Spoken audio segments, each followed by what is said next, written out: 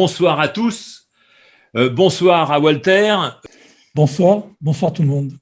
Bonsoir à tous ceux qui nous ont suivis depuis le début de cette première édition de la semaine de l'entente pour tous. Avant de commencer, juste une petite vérification avec la régie. Jérémy, tout se passe bien? Tu es là? Tout va bien. Super. Merci Jérémy. Le chat est ouvert. Vous pouvez poser vos questions et interagir sur le chat. Je suis donc pour la présentation de ce webinaire avec Walter, mon ami Walter Gilpin, que vous connaissez peut-être pour certains d'entre vous qui avaient suivi les formations de médiateur en vue d'avoir le certificat d'aptitude à la profession de médiateur. Et pour ceux qui ne le connaissent pas, vous allez avoir le plaisir de suivre avec moi pendant cette heure et un peu plus, pendant cette soirée, cette dernière édition, cette dernière session, vous aurez l'occasion de le rencontrer. Je vous remercie et je vais passer la parole à Annie. Eh bien, merci Jean-Louis, bonsoir Walter, bonsoir à toutes et à tous. Voilà, c'est notre dernier rendez-vous de la semaine de l'entente. Donc, toutes ces soirées depuis lundi nous ont permis de vous présenter le paradigme de l'entente et de l'entente sociale et de vous présenter également tous ceux et toutes celles qui portent et qui promeuvent ce paradigme, les médiateurs professionnels. Donc, c'était important de présenter toutes les facettes de cette profession parce que vous avez peut-être appris, en nous accompagnant tout au long de ces webinaires, que le médiateur professionnel, ce n'est pas seulement le pompier qui intervient pour éteindre le feu conflictuel dans une relation, ce n'est pas seulement celui ou celle que l'on appelle quand tout va mal, c'est aussi ce professionnel qui a une expertise dans un domaine précis, celui de la relation. Et donc, à ce titre, il peut être sollicité pour accompagner des personnes qui souhaitent mettre toutes les chances de leur côté pour faire aboutir des projets, qu'ils soient professionnels, personnels ou sociétaux. Alors, bien sûr, quand je parle d'expertise, je parle d'apprentissage et c'est la thématique de ce soir. Où et comment se passe la formation qui débouche sur cette certification, comment peut-on s'inscrire, quelles sont les modalités, quels sont les critères d'éligibilité. Voilà, toutes ces questions vont trouver leur réponse dans le webinaire de ce soir et je vous retrouve tout à l'heure et je vous souhaite un excellent webinaire. À tout à l'heure. Donc, merci Annie. Effectivement, aujourd'hui, le sujet, c'est l'entente, ça s'apprend. Mais on pourrait même aller un petit peu loin en disant l'entente, ça se réapprend. C'est-à-dire qu'on peut considérer peut-être qu'à un moment donné, les gens se sont entendus et puis ça s'est perdu. Il y a eu quelque chose qui s'est passé. Et effectivement, ils n'ont pas su faire. Ils n'ont pas su faire face à ça. Et donc, il y a des techniques qui leur permettent justement de se réapproprier cette entente perdue. Et donc, tout au long de la semaine, nous avons vu avec certains termes qui ont été abordés, que l'entente, c'est quelque chose qui s'enseigne, c'est quelque chose qui s'apprend. Et justement, c'est ce que nous allons voir ce soir, c'est de quelle manière ça se passe. Moi, j'aimerais rajouter quelque chose à ce que vient de dire Walter, parce que c'est vrai que l'entente, c'est quelque chose qui s'apprend, qui s'enseigne. Et on a pu voir des exemples tout au long de la semaine. Et vous avez surtout pu voir qu'il y a une manière d'aborder le sujet, et je vous propose de bien enregistrer qu'il y a ceux qui font l'entente, hein, ceux qui font l'entente, c'est les personnes qui s'entendent, et puis maintenant, il y a même l'acteur de la médiation professionnelle qui vient et qui est un acteur de l'entente, quand celle-ci peut être compromise ou que celle-ci peut être nécessaire dans le cadre d'un projet. Donc, il y a ceux qui font l'entente, il y a ceux qui font l'entente, et ce que fait l'entente. Et c'est au travers de ces contenus de formation, de ces contenus d'intervention des médiateurs professionnels que l'on va voir aujourd'hui, de leur technicité, de leurs outils, que vous allez pouvoir aussi donc acquérir la technicité, l'ingénierie dont parlait Walter. Sur le plan de la technicité, vous allez voir le premier outil, la présentation par Jérôme Messin-Guiral, qui est l'un des consultants SIC qui maîtrise le mieux cet outil que j'ai créé il y a plus de 20 ans maintenant. qui s'appelle l'outil des structures et interactions en communication, simplifié SIC. Eh bien, c'est cet outil-là que Jérôme va vous présenter, où il va vous parler de diversification du langage, mais aussi diversification de la manière de penser, mais aussi diversification de la manière de recevoir de l'information, parce que cet outil permet de travailler sur la modélisation rationnelle de ce que c'est qu'une personne, un humain qui utilise sa conscience pour réfléchir, qui utilise sa conscience pour raisonner et qui utilise sa conscience pour communiquer. Et c'est de ça dont Jérôme va vous parler. Et je donne maintenant la parole à Jérôme.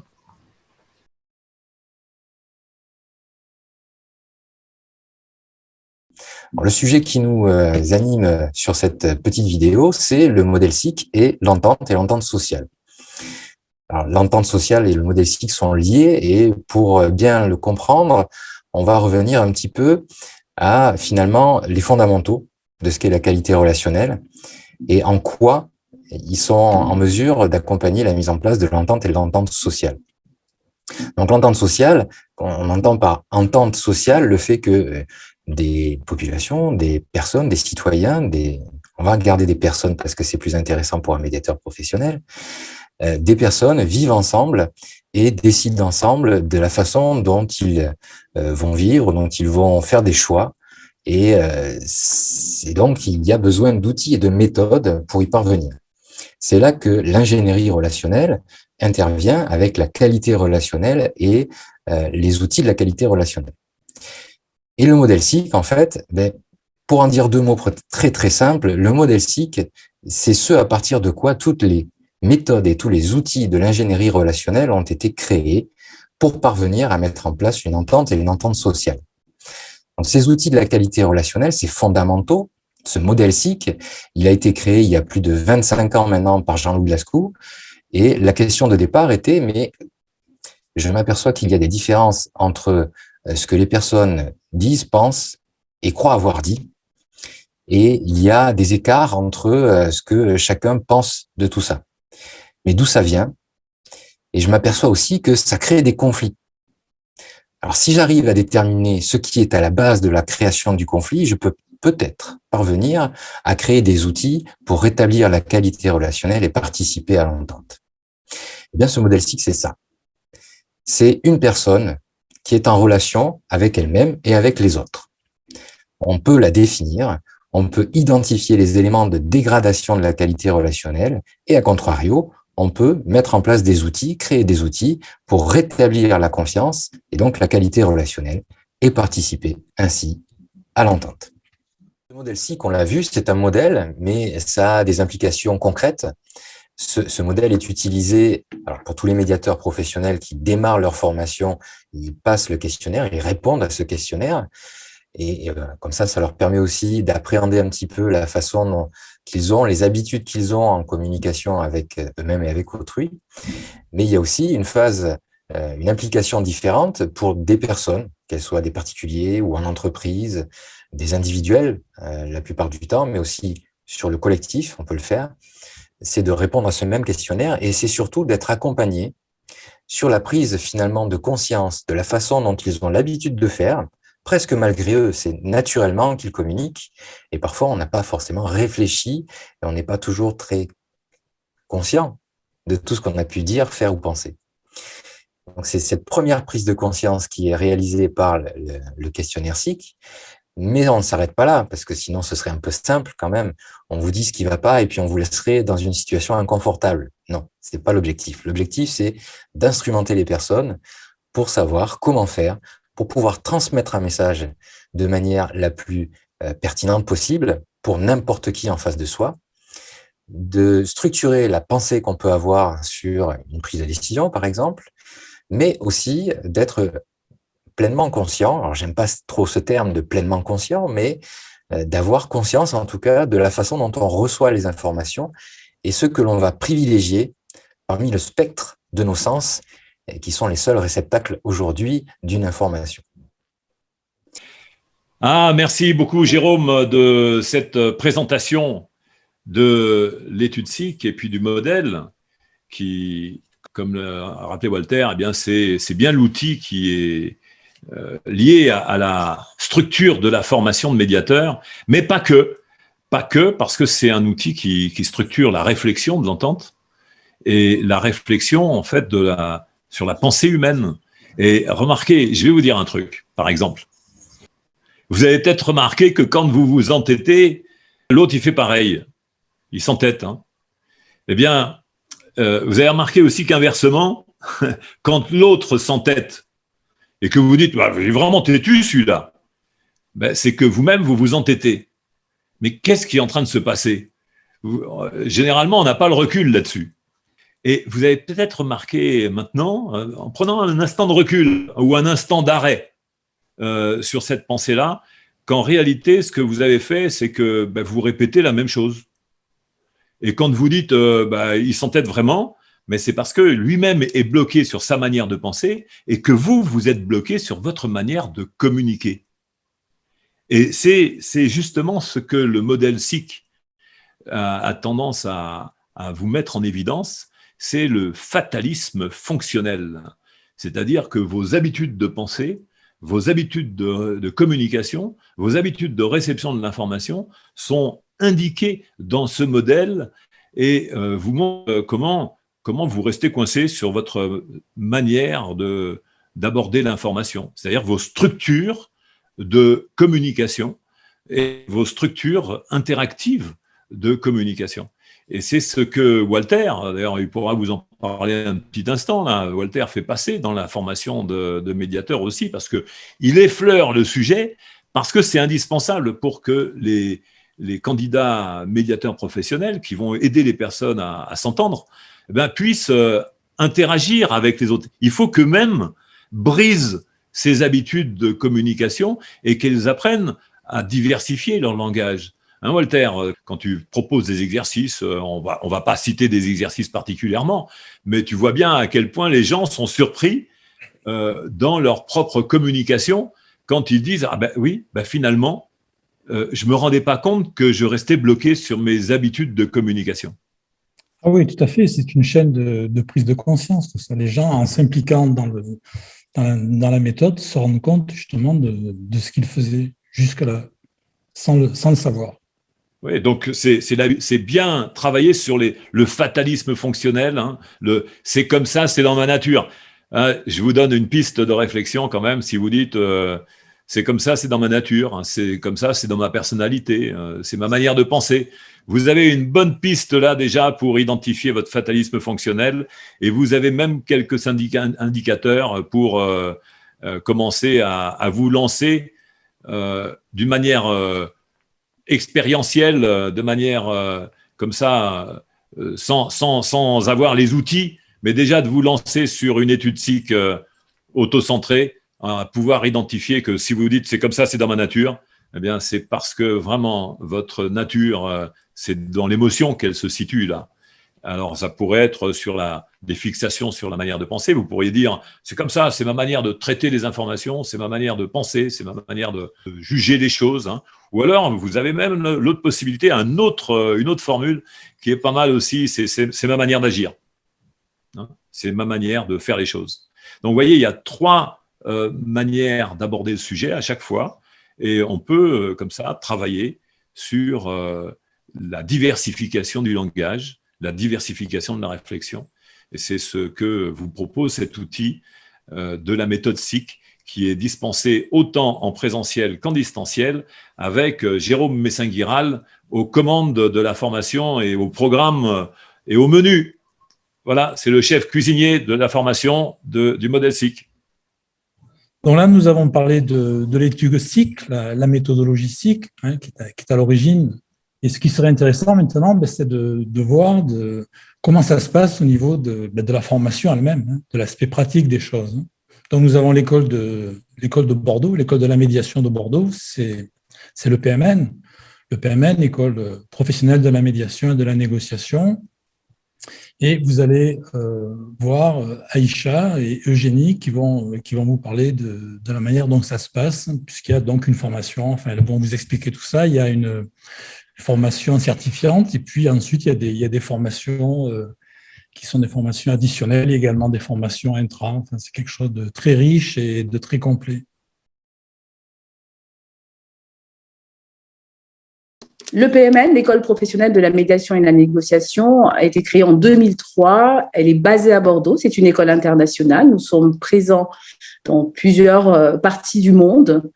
Nous sommes présents en France, Paris, Lyon, Bordeaux, qui sont les lieux de formation, présents dans les Caraïbes depuis 2005, en Martinique, en Guadeloupe et en Guyane.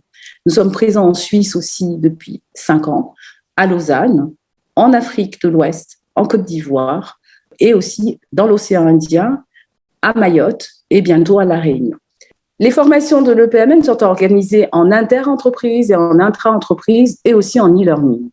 Nous avons 4 pôles de développement des formations. Dans le pôle médiation professionnelle, nous délivrons la formation qui est le tronc commun pour une préparation du certificat d'aptitude à la profession de médiateur. Donc, les stagiaires préparent cette certification pour pouvoir exercer justement en tant que médiateur. Et nous avons, en plus de cette formation phare, des ateliers pratiques, des ateliers de supervision. Nous formons aussi toujours dans le pôle médiation professionnelle des personnes au certificat d'aptitude à la médiation de la consommation qui répond aux obligations légales et réglementaires relatives au décret qui a été émis concernant la médiation de la consommation pour les commerçants. Le deuxième pôle de formation est le pôle ingénierie relationnelle, qui est l'instrumentation de la médiation professionnelle. Nous avons une formation spécifique qui est la formation qualité relationnelle au travail, puisqu'en fait, le sujet de la médiation professionnelle et de l'ingénierie relationnelle est la relation. Et donc, nous avons développé une formation spécifique qui traite de la qualité relationnelle au travail. Nous avons une formation spécifique aussi en ingénierie relationnelle, qui est la formation des stratégies et interactions en communication, qui permettent à chaque médiateur ou à chaque personne de définir son profil de communication. Tous ces aspects-là sont des outils, des instruments qui permettent aux médiateurs professionnels de pouvoir exercer avec une sorte de boîte à outils pour être performants dans la résolution des problématiques relationnelles. Nous avons une autre formation dans le pôle ingénierie relationnelle, le dispositif de médiation professionnelle internalisé. Il y a une formation spécifique pour les médiateurs professionnels qui leur permet ensuite de pouvoir mettre en place ces dispositifs dans les organisations. Nous avons un autre pôle, le pôle de dialogue social. Nous formons les syndicats. Donc, nous apportons tous ces outils de l'ingénierie relationnelle pour permettre aux partenaires sociaux de définir aujourd'hui des nouvelles orientations dans leur mission d'accompagnement des salariés et certainement développer la qualité relationnelle à l'intérieur des organisations. Le pôle juridique et judiciaire qui permet d'accompagner les personnes du monde juridique avec des formations spécifiques et adaptées en fait à la réalité du monde juridique et judiciaire en délivrant les mêmes outils. Les outils de l'ingénierie relationnelle et de la médiation professionnelle. La médiation aujourd'hui étant un sujet important dans le monde juridique et judiciaire, nous apportons l'implémentation de la médiation professionnelle qui apporte des compétences sur la question relationnelle et sur le fait d'apprendre à s'entendre, comment diffuser la qualité relationnelle dans le monde juridique et judiciaire.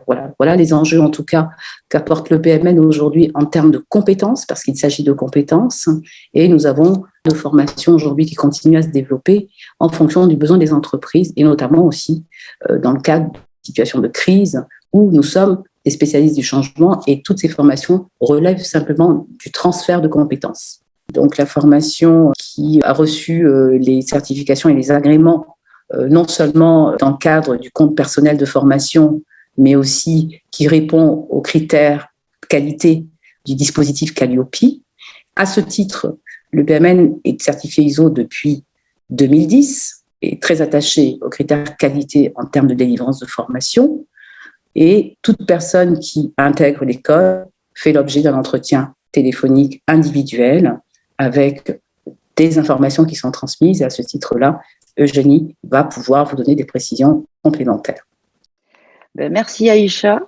Je vais donc prendre la suite concernant les inscriptions. Donc, pour toute personne souhaitant entrer en formation, dans un premier temps, il faut faire un dépôt de candidature en ligne avec votre CV, votre lettre de motivation, Et en même temps, vous allez prendre un rendez-vous pour un entretien téléphonique qui dure 1/2 heure, où on vous expliquera la formation de manière à ce que vous validiez cette formation, que vous ne vous trompiez pas, et ensuite tout ce que l'on met à votre disposition durant la formation. Je pourrais vous aider aussi à mettre en place les financements de votre formation, soit par le biais du CPF, soit par le plan de formation de votre entreprise, soit par le financement personnel ou autre. En tout cas, n'hésitez pas à poser des questions si vous souhaitez des informations, des devis, des documents qui seront nécessaires justement à la mise en place de votre financement de formation. Donc, lors de l'entretien, nous partagerons ensemble vos motivations, ce qui vous amène à suivre la formation, votre projet professionnel, bien évidemment. Nous le validerons ensemble, voir ce que l'on peut vous apporter justement avec la formation. Et vous verrez qu'il va s'affiner, se peaufiner au fur et à mesure de la formation.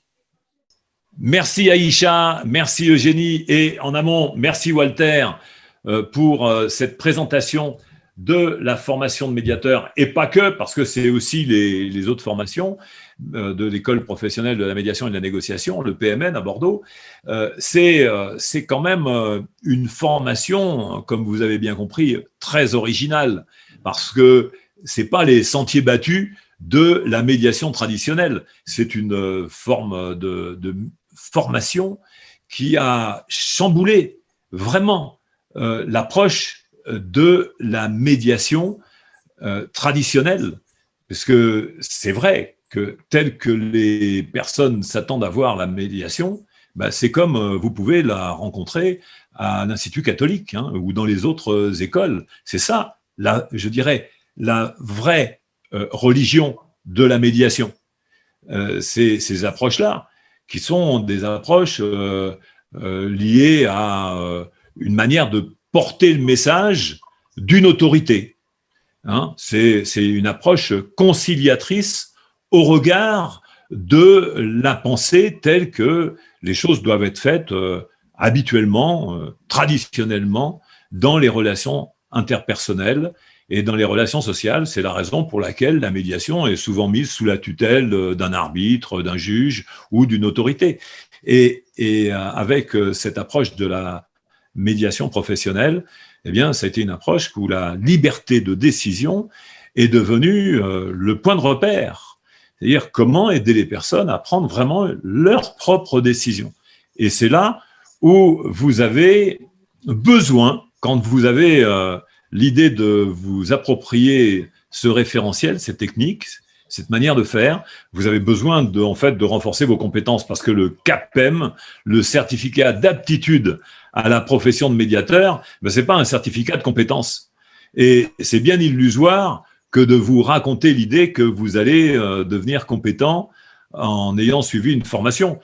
C'est comme toutes les autres formations techniques. C'est quand même aventureux de se dire, tiens, je vais avoir acquis un référentiel dans un temps donné, et puis après, ad vitam aeternam, c'est bon. Je vais pouvoir exercer sans jamais approfondir. Eh bien non, j'ai une mauvaise nouvelle pour vous et une bonne nouvelle pour les formateurs, c'est que vous qui voulez acquérir ces techniques, eh bien vous allez devoir suivre d'autres formations et je vous dis, vous allez devoir suivre des ateliers. Alors par exemple, les ateliers qui sont organisés par Fabien, qui sont organisés aussi dans les régions, par différentes personnes, pas forcément sous forme d'ateliers, mais sous forme de rencontres. Eh bien, il y a des événements auxquels les médiateurs peuvent participer qui peuvent leur permettre de renforcer leurs ententes, de renforcer leurs compétences pour développer l'entente auprès des personnes et auprès des entreprises. Donc, les ateliers aussi qui sont animés par Jésus, par Stéphane Sérac à Bordeaux, et puis également en Martinique avec Annie Lascou qui intervient, et puis aussi en Côte d'Ivoire avec Ahmed Koné, et également vous avez d'autres personnes qui développent des initiatives dans l'entente et dans le dialogue social tels que Anne-Marie, qui est au CNDS en Côte d'Ivoire, qui est aussi soutenue par Yannick Dogo-Kouassi, avec René Ballot, qui interviennent pour développer aussi, avec Maître Sangaré, qui développe aussi auprès du barreau de Côte d'Ivoire des initiatives pour permettre aux personnes qui ont suivi la formation de renforcer leurs compétences cette fois-ci. Il y a beaucoup de choses à faire en matière d'ateliers, que ce soit des ateliers pour bien comprendre ce que c'est que l'évolution de la pensée, que ce que c'est que l'élévation conceptuelle, la déclinaison conceptuelle. Ça, c'est un langage un peu particulier, mais c'est vrai, quand on devient un médiateur professionnel, eh bien, on acquiert un langage qui est distinctif, qui fait que on devient un professionnel de la médiation et pas un amateur, parce que les amateurs parlent de gestion de conflits, mais en médiation professionnelle, on ne parle pas de ça. On ne parle pas de gagnant-gagnant non plus, on parle de perdant le moins possible. C'est comme ça aussi qu'on peut identifier des professionnels de la médiation. C'est ce travail-là que vous devez faire et je vous invite à regarder une vidéo avec différents intervenants. Tous ensemble, ils vont vous expliquer comment se passent les ateliers et on se retrouve juste après. Merci.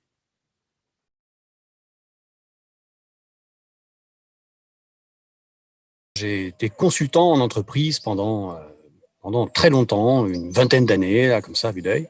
J'avais une activité dans laquelle je faisais beaucoup de liens entre des entreprises clientes et des entreprises d'informatique. Et puis un jour, je me suis dit que des compétences relationnelles, ça ne me serait pas inutile. Et j'ai cherché dans les formations qui existaient. Et puis je suis tombé sur la médiation professionnelle. Alors c'est vrai, ça a été une transformation relativement profonde. J'ai découvert une profession qui m'a tellement passionné que j'ai décidé d'abandonner l'ancienne profession et de m'y consacrer à temps plein, à tel point que j'ai écrit un premier livre en 2014. Il m'a fallu 4 ans pour l'écrire, ce livre. C'est peut-être d'ailleurs à l'image de l'ampleur de la transformation qui s'est produite. Avant que je sois clair sur ce que j'avais envie de dire, d'écrire et comment en parler, il m'a fallu vraiment beaucoup de temps. Et donc, il y a eu ce premier livre, effectivement, j'ai décidé de faire confiance. Et puis, on a écrit ensuite un deuxième livre avec Henri Sandros-Mila, qui est le livre sur l'ingénierie relationnelle, qui était une présentation de l'état des connaissances à l'époque, c'était en 2016, sur ce que pouvait être l'ingénierie relationnelle dans les entreprises. Alors, ça a beaucoup évolué depuis. J'interviens donc ce qui est en fin de formation. Et pour les personnes qui ont suivi l'ensemble du parcours, et comme je connais l'ensemble du parcours, je sais ce qu'ils sont supposés avoir comme connaissances, comme compétences à ce stade, ce qui me permet de mettre en place des ateliers de pratique, déjà durant ce dernier module, le Médiateur 2, où on fait beaucoup de mise en situation, où on travaille vraiment le côté opérationnel de la profession de médiateur, et puis les personnes passent devant un jury de médiateurs professionnels aussi, qui les aident à valider leur parcours, valider leurs acquis en fonction de leur projet professionnel. L'idée étant qu'ils puissent savoir ce qu'il leur reste à apprendre pour pouvoir concrétiser leur projet professionnel. Puisqu'on sait bien que les personnes qui sortent de la formation de médiateur, qui sont titulaires du CAPEM, sont dépositaires, disons, d'une connaissance, mais pas forcément d'une compétence complètement opérationnelle. Il faut encore du temps pour devenir un expert. Voilà, de renforcer les compétences et d'identifier le chemin qui reste à parcourir pour que les personnes puissent concrétiser leur projet professionnel, puisque dans la formation CAPEM, il y a des personnes qui ont différents projets professionnels. Tout le monde n'a pas le même. Certaines veulent devenir médiateurs internes, d'autres souhaitent devenir médiateurs à leur compte, d'autres encore veulent mettre en pratique les outils de la médiation professionnelle dans le cadre d'une autre activité qu'ils vont maintenir. Donc voilà, il y a différents projets, différents parcours, et les entretiens de jury ont cet objectif, d'aider les personnes à clarifier où ils en sont dans leur parcours. Alors, c'est vrai qu'on aborde en formation de médiateur professionnel beaucoup de concepts théoriques et puis beaucoup de techniques, d'outils pratiques, comme par exemple la communication centrée sur l'autre. C'est-à-dire comment discuter en tant que médiateur professionnel, comment accompagner la réflexion d'une personne en étant complètement centré sur elle. C'est-à-dire en faisant abstraction de ses propres émotions, de ses propres points de vue, de sa propre façon de se représenter la situation de cette personne ou les solutions qui pourraient s'ouvrir à elle. et d'être exclusivement centrée sur ce qu'elle est en train de vivre, sur ce qu'elle ressent, sur ses points de vue. Bon, cette technique a un nom, ça s'appelle l'haltérocentrage. Alors, c'est difficile d'être haltérocentré. C'est difficile de faire complètement abstraction de ses propres habitudes de pensée, de sa culture, de ses idées reçues. Et donc, c'est une technique qu'on enseigne dans la formation CAPEM, mais peu de médiateurs professionnels à l'issue de cette formation maîtrisent complètement cette technique. Donc, même si on l'aborde durant la dernière session, la session des jurys. Et c'est la raison pour laquelle on a mis en place progressivement depuis quelque temps les ateliers complémentaires. Donc, ce sont des formations ou des petits modules de formation sur 2 heures, sur lesquels on fait un zoom sur des techniques précises que les médiateurs professionnels sont amenés à mettre en œuvre. Donc, il y a l'haltérocentrage, il y a la restitution de sens, la diversification du langage aussi, parce qu'on voit que les personnes ne communiquent pas tout le temps de la même façon avec l'ensemble des éléments de communication qui sont à leur disposition. Quelquefois, les personnes sont plus attentives à ce que disent les autres, parfois à ce qu'elles montrent. Il faut savoir diversifier son langage pour être sûr de transmettre une information, d'atteindre la réflexion de la personne et de faire évoluer sa réflexion et sa conscience.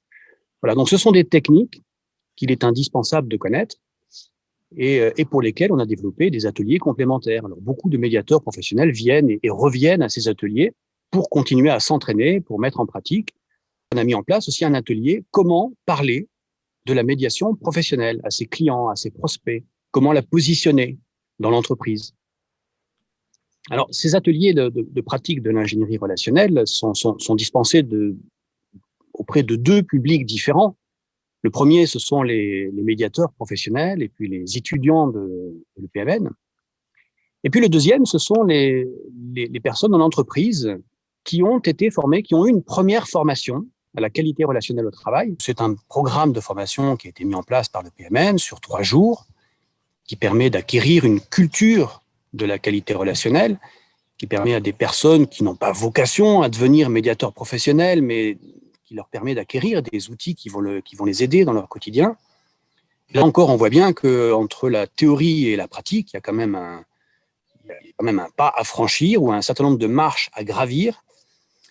Et donc, on met en place également des ateliers de pratique de l'ingénierie relationnelle à destination d'un public d'acteurs de l'entreprise, avec un niveau évidemment qui est différent, une posture qui est différente de celle du médiateur professionnel, et qui vont permettre à des managers, des dirigeants, des entrepreneurs, des préventeurs, des consultants en entreprise aussi, d'acquérir un vrai savoir-faire pratique en termes d'ingénierie relationnelle.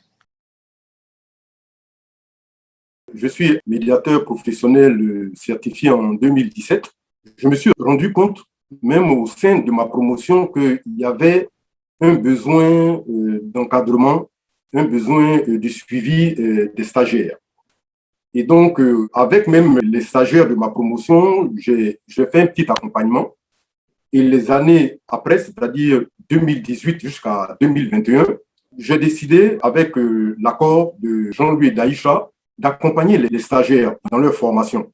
Alors, cet accompagnement consiste à leur expliquer le contexte dans lequel ils viennent apprendre, qu'il y a donc 14 jours de présentiel. Ils peuvent avoir l'impression qu'ils ont tout le temps pour travailler. Mais en réalité, il faut travailler au fur et à mesure. Et je les encourage, je leur dis même qu'il vaudrait mieux qu'ils commencent à travailler régulièrement et en début pour ne pas avoir de nuit blanche à passer, parce que dans chaque promotion que j'ai suivie, et même la promotion avant mon 2016, les gens passaient des nuits blanches. Jusqu'ici, je n'ai pas vu de mémoire qui a été refusée, puisque selon les formateurs, c'est un travail qu'il faut faire, mais que le stagiaire est appelé à améliorer. De sorte que cette année, j'ai vu par exemple que certains qui avaient des problèmes administratifs, soit ils n'avaient pas pu fournir toute la documentation, mais ils n'étaient pas à jour, qui ont voulu reporter à l'année prochaine, par exemple, leur mémoire. Je leur ai dit, ce serait dommage. Vous avez encore la possibilité de rendre votre mémoire cette année et je vous y accompagne. Vous rendez votre mémoire et vous faites tout pour terminer. Voilà.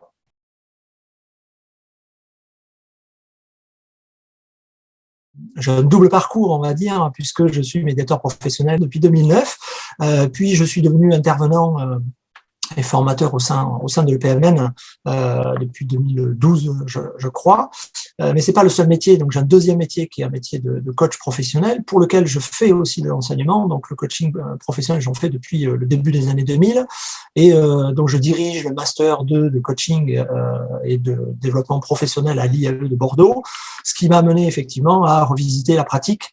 Et dans ces métiers de l'accompagnement, le coaching, c'est devenu obligatoire. La supervision est devenue obligatoire depuis maintenant de nombreuses années, parce qu'on s'est aperçu que c'était indispensable. Et donc, l'idée de la supervision en médiation, évidemment, m'est arrivée de cette manière-là. Je ne voyais pas comment on pouvait faire l'économie dans ce métier de l'accompagnement qu'est la médiation professionnelle, de faire le pendant avec ce que l'on fait dans le coaching professionnel. L'idée de la supervision, en fait, elle est liée à tous les métiers de l'accompagnement.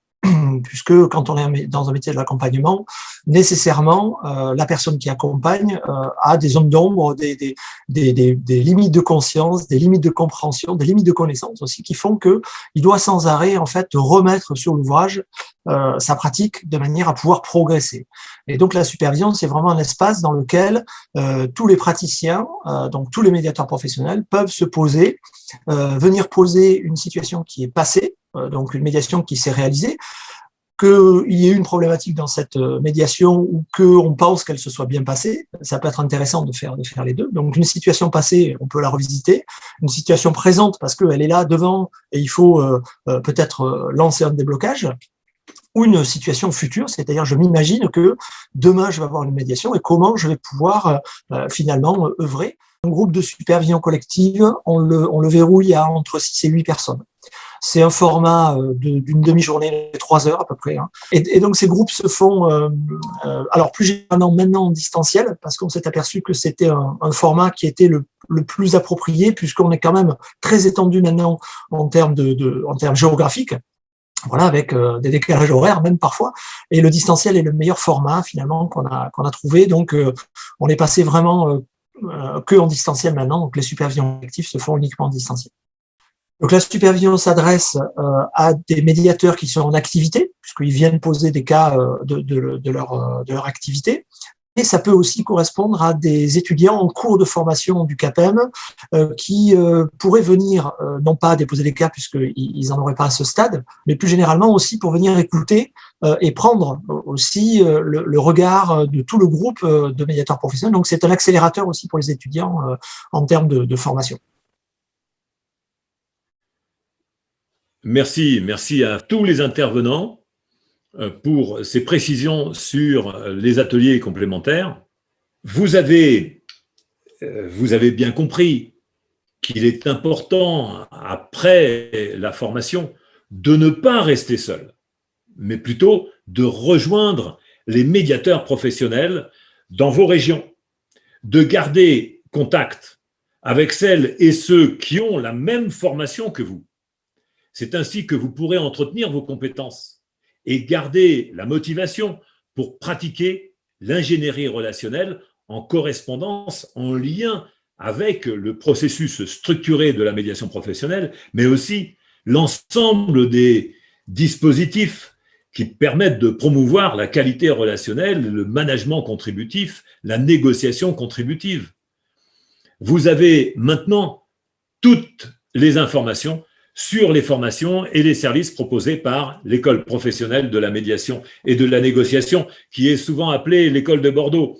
Et cela nous amène vers la conclusion de cette série de webinaires. Mais avant de conclure cette soirée, je voudrais préciser quelque chose sur le choix éditorial qui a été fait pour cette présentation de la semaine de l'entente et l'annonce du siècle de l'entente sociale.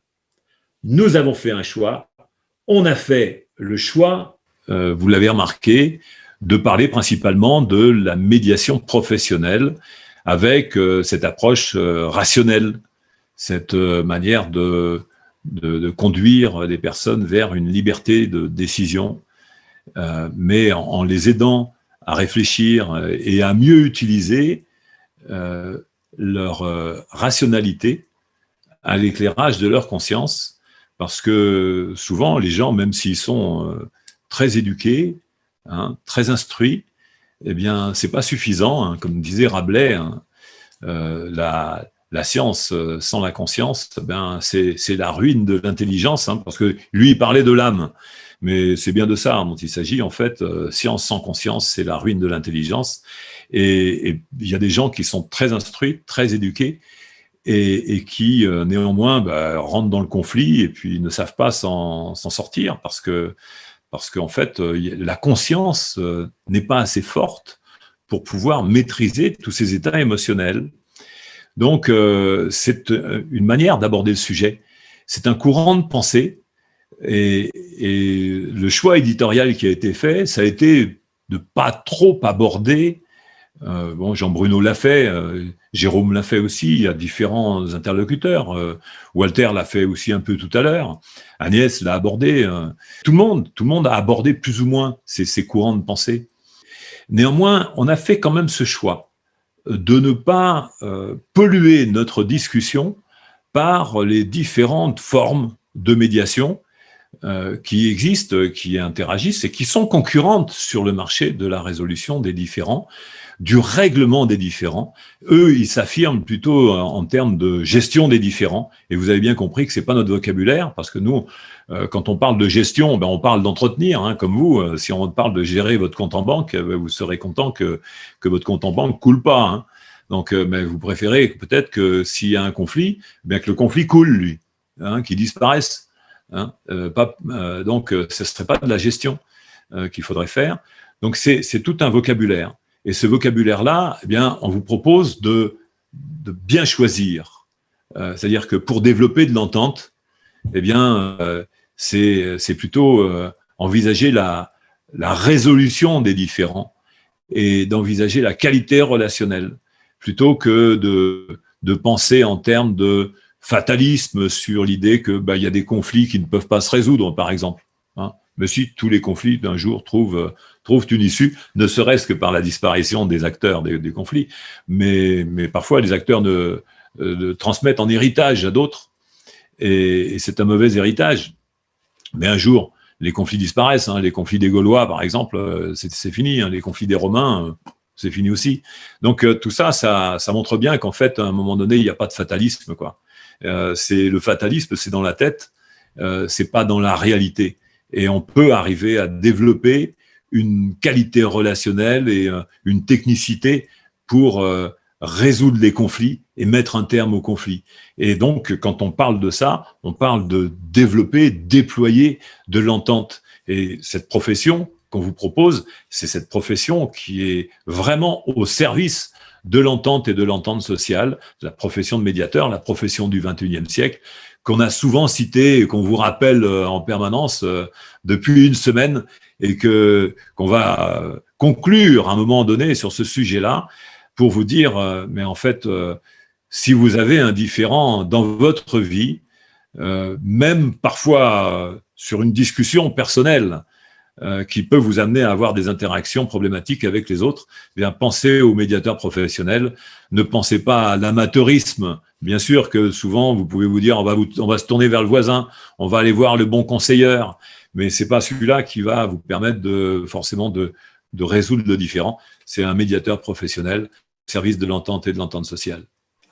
Alors, comment vous dire que après une semaine, chaque soir, vous êtes venu, vous avez écouté, vous avez peut-être aussi partagé avec des amis la bonne adresse de ce rendez-vous, et nous vous en remercions.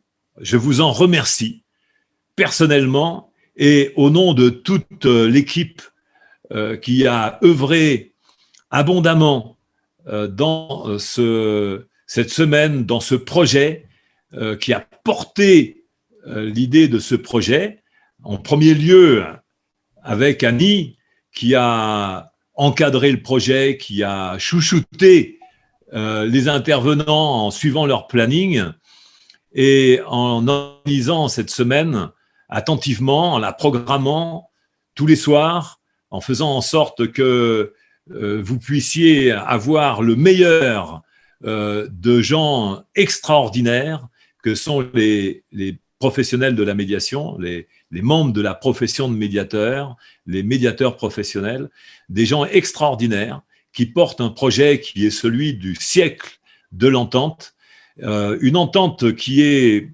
une interrogation politique, une interrogation relationnelle au quotidien, mais qui, dans cette période en France préélectorale, pour la première édition de notre projet, qui est vraiment une grande interrogation. On le voit socialement, il y a des mouvements sociaux partout, des gens qui attendent d'être entendus, d'être écoutés, de pouvoir participer aux décisions, parce que c'est ça l'entente.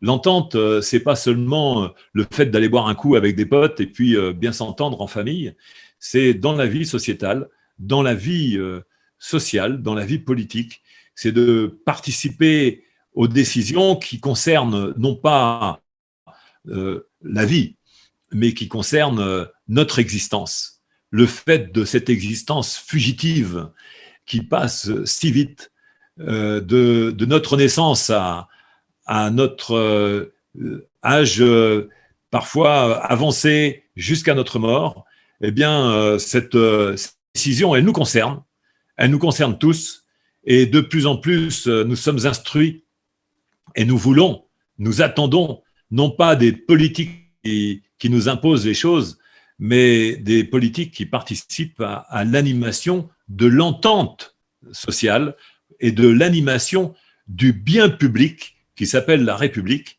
et que la démocratie ne soit pas une démocratie d'un projet vague qu'on se dit pas possible, pas réalisable, mais qui soit tout à fait réalisable au travers d'une vaste entente sociale, non pas qui nous soit infligée comme le contrat social, qui nous soit infligée comme étant une contrainte, mais une entente qui se bâtisse dès notre éducation, où on va apprendre à être libre, apprendre à bien vivre ensemble, apprendre à bien communiquer, à être de mieux en mieux avec soi-même, avec nos proches, et que la planète soit un lieu d'entente et non pas un lieu de conflit, et quand il y a des conflits, qu'on ait des recours intelligents à la dimension de ce que l'on peut rêver de l'intelligence humaine, qui ne soit pas seulement une intelligence à pâquerette, de vers de terre,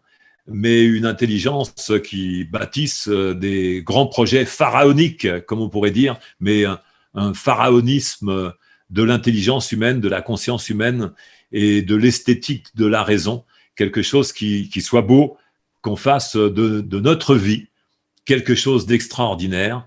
C'est ce que nous avons voulu partager avec vous, et j'espère bien qu'on va partager avec vous ce vaste projet de l'entente sociale sur un siècle.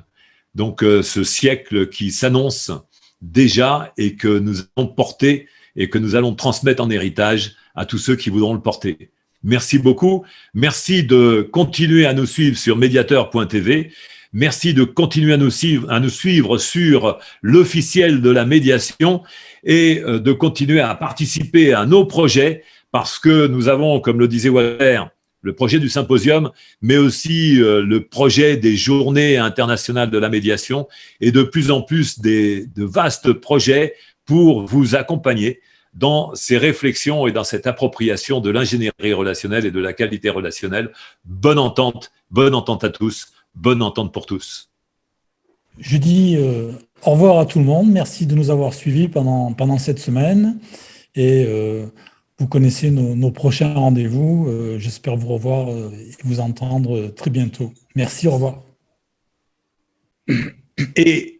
Et comme c'est Annie qui avait commencé aussi à vous annonçant le contenu de cette semaine, je lui donne le dernier mot. Eh bien, merci Jean-Louis de me laisser le dernier mot. À mon tour de te remercier de m'avoir fait confiance pour la mise en œuvre et la réalisation de cette série de webinaires.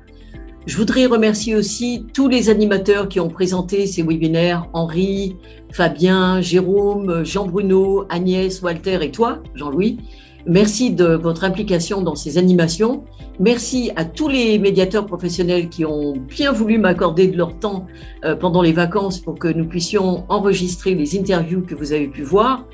Et un merci tout particulier à Charline Basconès et à Béatrice Versevy pour l'aide précieuse qu'elles m'ont apportée dans l'enregistrement et la collecte de ces interviews, à Yulun Eon également, qui a fourni de belles images que vous avez pu voir dans le générique d'ouverture de ces webinaires. Un grand merci à Jérémy Baudon à la technique. Et j'ai une pensée chaleureuse également pour les enfants de médiateurs professionnels qui ont joué le jeu en répondant à notre sollicitation. Et bien sûr, un grand merci à vous tous de votre présence quotidienne, de vos contributions sur le chat. J'espère que nous vous avons donné l'envie d'en savoir plus sur cette profession de médiateur et plus généralement sur le paradigme de l'entente et de l'entente sociale. Peut-être que ce que nous avons partagé avec vous pendant cette semaine va faire son chemin dans vos réflexions personnelles et vous amener à vous interroger sur comment mettre de la qualité dans vos relations et comment la rétablir quand l'entente s'est dégradée dans des relations qui sont importantes pour vous. Une réflexion peut-être aussi plus large sur comment intervenir qualitativement dans des instances professionnelle et encore plus générale sur votre posture sociétale, sur la promotion d'un paradigme qui met en avant la relation, qui met en avant le fait que les personnes sont en capacité d'apprendre pour décider par elles-mêmes et dans l'entente de comment elles ont envie de vivre avec elles-mêmes, avec les autres et dans cette société. En tout cas, n'hésitez pas à revenir vers nous. La plateforme allomédiateur.com est là pour vous permettre de contacter des médiateurs professionnels. L'école aussi, le PMN est là. Vous avez rencontré pendant cette semaine et même aujourd'hui précisément Aïcha Sangaré, Eugénie Gombeau et vous avez pu voir Cynthia Belize un jour précédent. Voilà, c'est une petite équipe qui est à votre disposition pour vous donner les renseignements qui vous seraient nécessaires dans l'élaboration de projets ou dans votre envie peut-être de devenir médiateur professionnel. Vous retrouverez l'ensemble de ces webinaires sur la chaîne médiateur.tv, sur le site de l'officiel de la médiation et sur la page Facebook des médiateurs professionnels de Martinique. D'ailleurs, j'en profite pour saluer toutes mes consoeurs et mes confrères en Martinique, en Guadeloupe et en Guyane, en Cadizote, en Lot-de-Soleil. Et à vous tous, je vous souhaite une belle entente, une entente de qualité dans vos relations avec vous-même, avec les autres. Et je vous dis à l'année prochaine.